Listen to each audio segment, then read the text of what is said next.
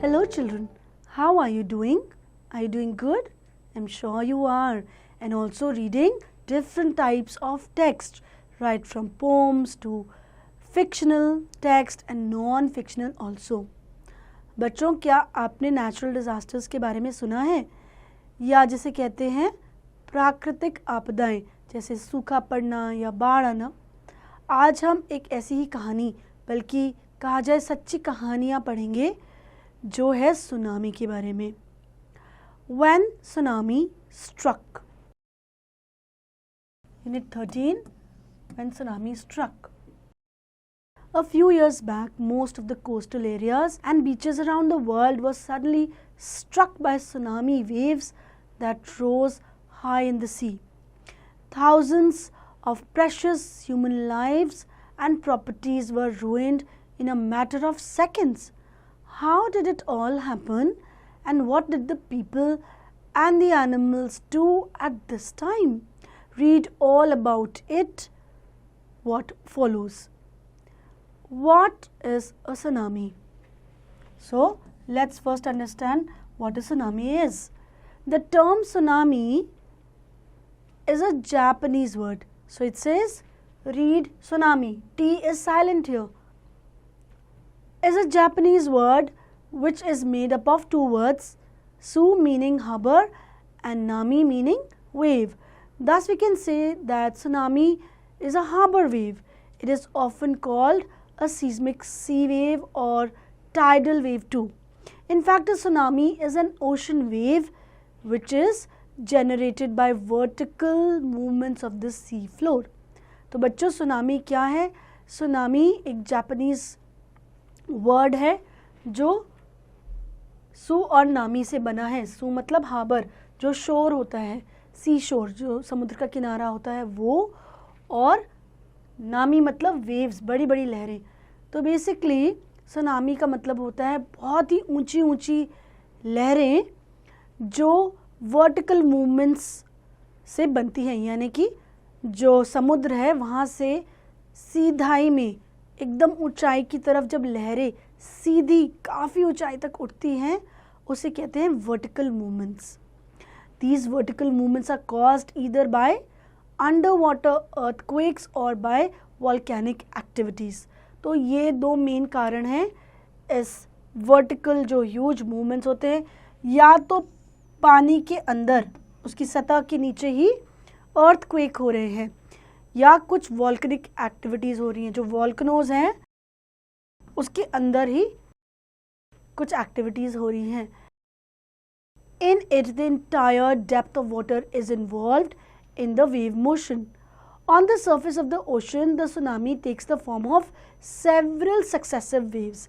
Successive waves मतलब बड़ी बड़ी लहरें एक के बाद एक। तो सतह पे ये इस तरह का रूप ले लेती हैं। Travelling at a speed of 650 to 800 kilometre per hour. तो बहुत ही ज़्यादा स्पीड होती है, काफ़ी ज़्यादा ऊंचाई होती है। In the coastal areas where the sea water is generally shallow, those tsunamis slow down and produce huge swells over 15 meters, in some rare cases over 30 meters. The waves sweep inland, causing great loss of life and property. तो समुद्र के किनारे जहाँ पानी थोड़ा shallow होता है, इतना गहरा नहीं होता है, वहाँ पर ये बड़े बड़े स्वेल्स बनाते हैं, 15 मीटर से भी ऊपर या 30 मीटर तक भी जा सकते हैं। और इस सब के चलते क्या होता है, बहुत ज़्यादा लॉस लाइफ और प्रॉपर्टी का, काफ़ी लोगों की जान जाती है, काफ़ी चीज़ें टूट जाती हैं।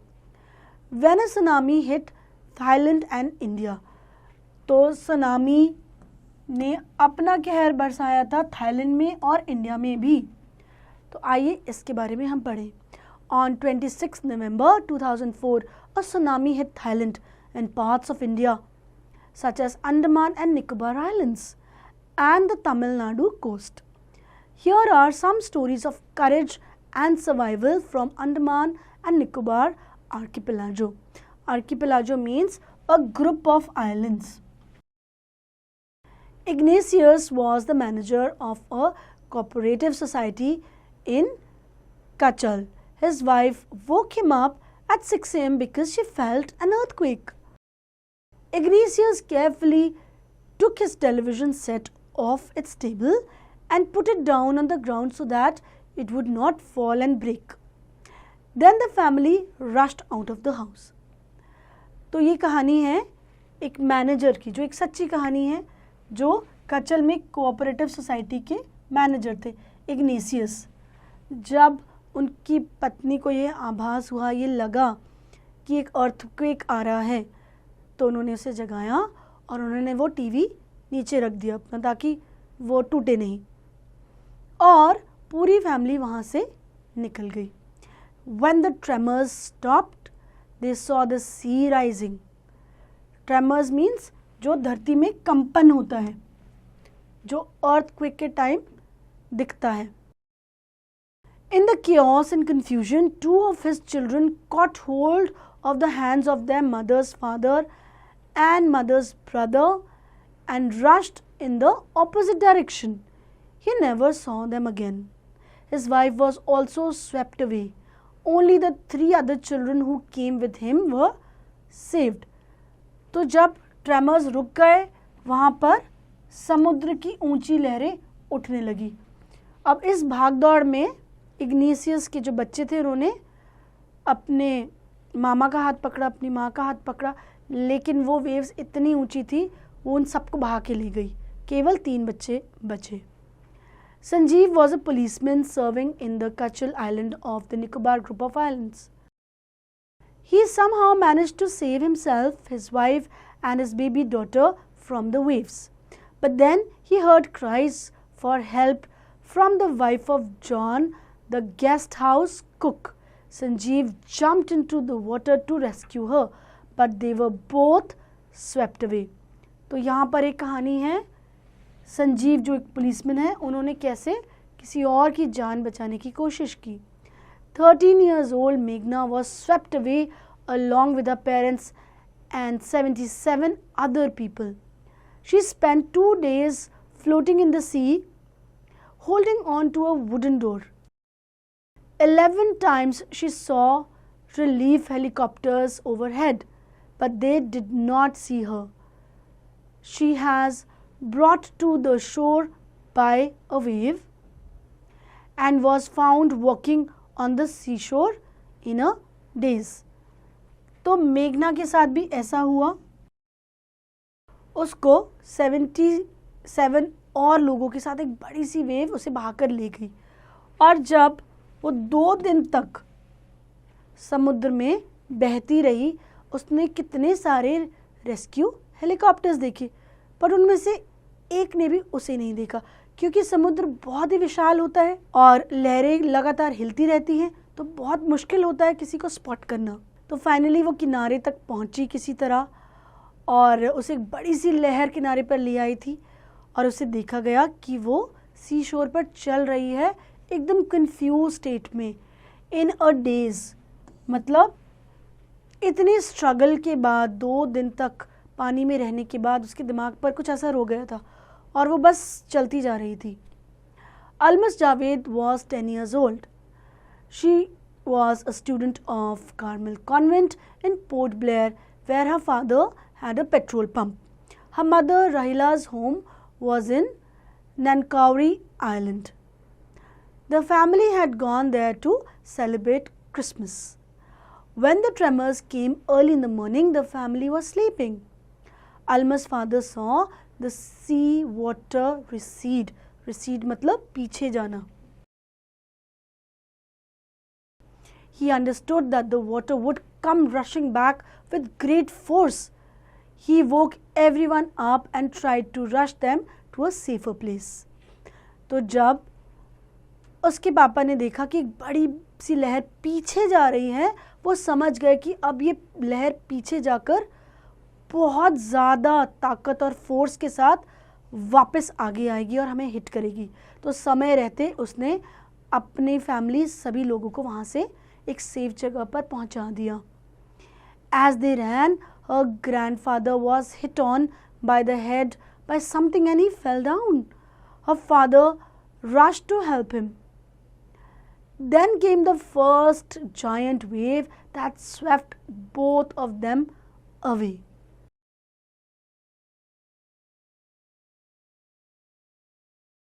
Alma's mother and aunt stood clinging to the leaves of a coconut tree, calling out to her. A wave uprooted the tree and they too were washed away.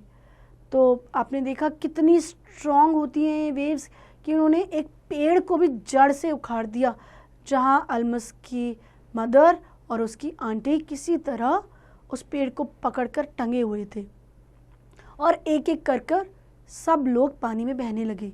Almas saw a log of wood floating. She climbed onto it. Then she fainted. When she woke up, she was in a hospital in Camorta. From there, she was brought to Port Blair. तो अल्मस बच गई क्योंकि वो एक बड़े से जो फट्टा होता है, जो एक पेड़ का तना होता है, उस पर किसी तरह बैठ गई, लेकिन वहाँ वो फेंट हो गई थी. पर शायद उसकी किस्मत अच्छी थी कि वो हॉस्पिटल तक पहुंच गई. The little girl could not talk about the incident with anyone. She was badly traumatised क्योंकि उसने ये सब डिस्ट्रक्शन अपनी फैमिली मेम्बर्स को जाते अपनी आंखों से देखा था और बहुत ही छोटी बच्ची थी, इसलिए वो किसी से भी इस घटने के बारे में जल्द से बात नहीं कर पाई. She was badly traumatized. And now a story from Thailand. Tilly Smith, a British schoolgirl, was able to save many lives when the tsunami struck Phuket Beach in Thailand. The Smith family from southeast England were celebrating Christmas at a beach resort in southern Thailand. Tilly was 10 years old and her sister was 7 years old. Their parents were Penny and Colin Smith. It was 26 December 2004. Deadly tsunami waves were already on their way. They had been triggered by a massive earthquake of northern Sumatra earlier that morning. तो ये कहानी है Tilly Smith की, एक British girl की जो एक British family से बिलोंग करती है. यहाँ पर जब वो हॉलिडे के लिए, क्रिसमस मनाने के लिए आए थे थाईलैंड में, तो एक सुनामी ट्रिगर हुई एक मैसिव अर्थक्वेक से. तो अर्थक्वेक की वजह से ये बड़ी लहरें चल पड़ी. तो water was swelling and kept coming in. Penney Smith remembered the beach was getting smaller and smaller. इसका मतलब है कि लहरें इतनी आगे आ गई कि बीच जो शोर है वो तो नज़र ही नहीं आ रहा था. I didn't know what was happening, but Tilly Smith sensed that something was wrong. Her mind kept going back to a geography lesson she had taken in England just 2 weeks before she flew out to Thailand with her family. Tilly saw the sea slowly rise and start to foam, bubble and form whirlpools. Tilly ने देखा कि जो समुद्र है धीरे धीरे आगे बढ़ रहा है, काफ़ी ज़्यादा राइज कर रहा है, हाइट में बढ़ रहा है, वहाँ बहुत सारा झाग बन रहा है, लहरें ऐसे नॉर्मली नहीं होती हैं और धीरे धीरे वो वर्लपूल बना रहे हैं, यानी कि भंवर बना रहे हैं. She remembered that she had seen this in class in a video of a tsunami that had hit the Hawaiian Islands in 1946. Her geography teacher had shown her class the video and told them that tsunami can be caused by earthquakes, volcanoes and landslides. तो एकदम Tilly को अपना geography lesson याद आया, जहाँ उसकी teacher ने उसे ऐसी ही वीडियो दिखाई थी हवाईयन आइलैंड्स के बारे में, जहाँ सुनामी आई थी. अब उसे पूरा लेसन याद आया कि सुनामी के आने की वजह क्या है, या तो अर्थक्वेक, वॉल्कनोज या landslides. Tilly started to scream at her family to get off the bank. She talked about an earthquake under the sea. She got more and more hysterical, said her mother, Penny. I didn't know what a tsunami was, but seeing my daughter so frightened, I thought something serious must be going on. अब Tilly ने ज़ोर से चिल्लाना शुरू कर दिया ताकि उसकी फैमिली वहाँ से बच निकले। उसकी मम्मी को, उसकी मदर को नहीं पता था कि सुनामी क्या है, लेकिन उसकी ऐसी हालत देखकर वो भी डर गए और उन्होंने सोचा अब यहाँ से हम निकलते हैं। टिलीज parents took her and her sister away from the beach to the swimming pool at the hotel. A number of other tourists also left the beach with them. Then it was as if the entire sea had come after them. यानी Tilly सही थी, ये tsunami ही थी, बड़ी बड़ी लहरें मानो उनके पीछे आ गई हों। The family took refuge in the third floor of the hotel. The building withstood the surge of 3 tsunami waves. If they had stayed on the beach, they would not have been alive. अब क्योंकि वो बीच से भाग गए थे और उनके साथ कई और लोग वहाँ से निकल गए थे होटल की तरफ, इसलिए वो बच गए, क्योंकि होटल की तीसरी मंजिल पर उन्होंने शरण ली, यानी टुक रिफ्यूज। अगर वो वहीं बीच पर होते तो वो नहीं बच पाते, क्योंकि देखते ही देखते समुद्र की सारी लहरें उस बीच को जैसे निगल गई थी। The Smiths later met other tourists who had lost entire families. Thanks to Tilly and her geography lesson, they had been forewarned. Tilly went back to her school in England and told her classmates her terrifying tale. तो जो Smith family थी उन्होंने चैन की सांस ली कि वो बच गए थैंक्स टू हर लेसन और टिली की सूझबूझ। बदकिस्मती से वहाँ बहुत फैमिलीज थी जो बीच पे ही रह गई, जिन्होंने अपनी जान गंवा दी।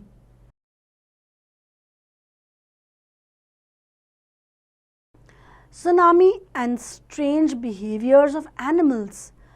बच्चों, अभी तक हमने लोगों की कहानियाँ, सच्ची कहानियाँ पढ़ी। अब देखते हैं सुनामी ने एनिमल्स को कैसे अफेक्ट किया। Before the giant waves slammed into the coast in India and Sri Lanka, wild and domestic animals seemed to know what was about to happen.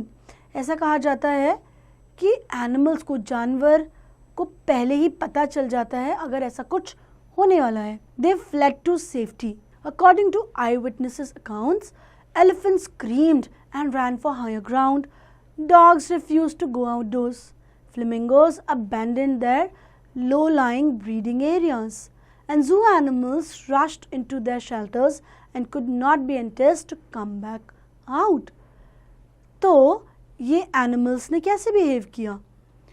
जो फ्लेमिंगोज थी उन्होंने अपने लो लाइंग ब्रीडिंग एरियाज थे उन्हें abandon कर दिया, यानी वो छोड़ के चली गई। एलिफेंट्स थे वो ज़ोर ज़ोर से चिल्लाने लगे और हायर ग्राउंड की तरफ भागने लगे। जो डॉग्स थे उन्होंने बाहर आने से, यानी आउटडोर्स आने से मना कर दिया। जू एनिमल्स अपने शेल्टर्स में दुबक कर बैठ गए और उन्हें बिल्कुल भी परसुएड या कन्विंस नहीं किया जा सका कि वो बाहर आए। सो enticed means persuade. Many people believe that animals possess a sixth sense and know when the earth is going to shake. तो बहुत लोग ये मानते हैं कि जानवरों के पास एक सिक्स सेंस, यानी एक इंस्टिंक्ट फीलिंग या गट फीलिंग, एक स्पेशल पावर होती है जिससे वो ये जान जाते हैं कि पृथ्वी हिलने वाली है। Some experts believe that animals' more accurate hearing helps them to hear or feel the earth's vibration. They can sense an approaching disaster long before humans realize what's going on. तो ऐसा कहा जाता है कि जो जानवर हैं, एनिमल्स हैं, उनकी हियरिंग यानी सुनने की शक्ति इंसानों से कहीं ज़्यादा है। तो जब भी ऐसा कुछ डिज़ास्टर, नेचुरल डिज़ास्टर होने वाला होता है तो वो अर्थ्स वाइब्रेशन यानी उसका कंपन सेंस कर लेते हैं, सुन लेते हैं, इसलिए ही वो पहले रिएक्ट करने लगते हैं या उस जगह से भागने लगते हैं जान बचाने के लिए। We cannot be sure whether animals have a sixth sense or not. But the fact is that the giant waves that rolled through the Indian Ocean killed more than 150,000 people in a dozen countries, but not many animals have been reported dead. तो एक evidence, एक proof ये है, चाहे हम ये prove नहीं कर सकते कि इन जानवरों के पास सिक्स सेंस है या नहीं, ये प्रूफ ये है कि इतने सारे नेचुरल डिज़ास्टर्स जिसमें सुनामी भी है, 1,50,000 लोगों से ज़्यादा लोगों की जान गई है, लेकिन बहुत ही कम जानवरों की मौत की खबरें आई हैं, यानी उन एनिमल्स ने अपने आप को बचा लिया. Along India's Cuddalore coast, where thousands of people perished, buffaloes, goats and dogs were found unharmed. अब जो इंडिया की कडलोर कोस्ट है, जहाँ पर हज़ारों लोगों की जानें गई, सो पेरिश्ड मीन्स डाइड. वहाँ पर पाए जाने वाले जानवर जैसे बफलो, गोट्स और डॉग्स, उन्हें कोई भी हार्म नहीं हुआ, कोई भी नुकसान नहीं पहुँचा. The Yala National Park in Sri Lanka is home to a variety of animals, including elephants, leopards, and 130 species of birds. 60 visitors were washed away from the Patanangala beach inside the park, but no animal carcasses were found. Children, carcasses का मतलब होता है dead bodies of animals, except for 2 water buffaloes. About an hour before the tsunami hit, people at Yala National Park had observed 3 elephants running away from the Patanangala beach. और ये उन्होंने कब भागते हुए देखा? 1 घंटा पहले, सुनामी आने से पहले, यानी उन एलिफेंट्स को पहले ही पता लग गया था. A Sri Lankan gentleman who lives on the coast near Gal said his 2 dogs would not go for their daily run on the beach. They are usually excited to go on this outing, he said, but on that day they refused to go and most probably saved his life. तो एक Sri Lankan gentleman है और वो coast पे रहते हैं near गैल. अब उनके साथ भी कुछ ऐसा हुआ, जो उनके 2 डॉग्स थे, 2 पेट्स, जो यूजुअली वॉक के लिए जाते थे बीच पे, उन्होंने बाहर जाने से मना कर दिया, वो अंदर ही रहे घर के, और इस तरह वो जेंटलमैन भी बाहर नहीं गए और इस तरह उनकी भी जान बच गई. So children, these were various stories of survival, of destruction, of courage when it comes to tsunami, और ये सब सच में हुआ है. आई एम श्योर कहीं ना कहीं हम इंस्पायर हुए हैं, क्योंकि कुछ चीज़ें हमारे हाथ में नहीं हैं, जैसे कि नेचुरल डिज़ास्टर्स, सुनामी, लेकिन एक चीज़ जो हमारे कंट्रोल में है वो है करेज, ब्रेवरी.